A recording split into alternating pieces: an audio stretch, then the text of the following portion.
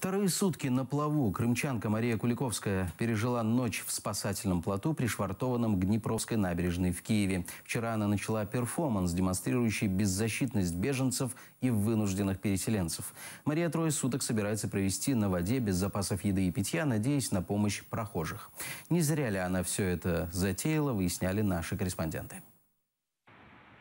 Яркий оранжевый плот с надписью на английском «Крым» на Киевской набережной уже сутки, но большого интереса у прохожих не вызывает.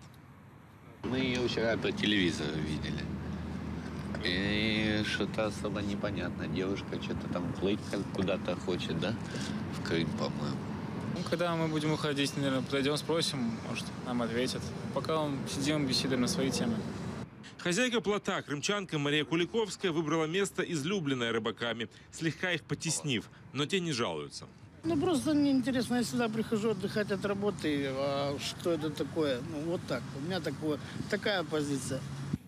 Решившись на временную изоляцию, Мария взяла с собой самое необходимое – спальник, надувную подушку, фонарик и камеру. Еду и питье, надеялась художница, принесут люди. Именно в этом и смысл акции – показать беззащитность тех, кто стал беженцем.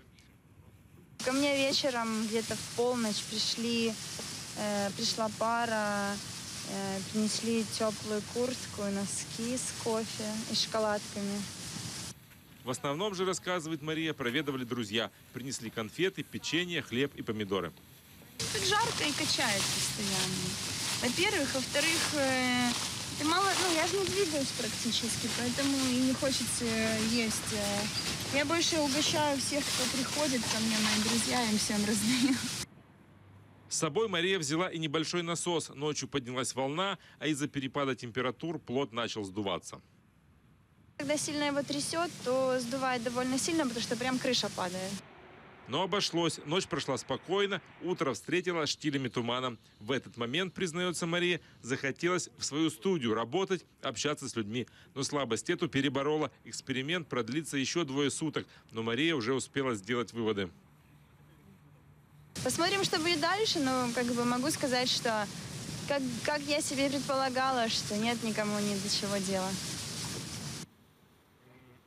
Вечером на набережной будут работать правозащитники и юристы, а в пятницу утром Мария на плоту отправится вниз по течению. Она планирует пересечь границу с Европой. Роман Спиридонов, Асан Аминов, Заман, АТР.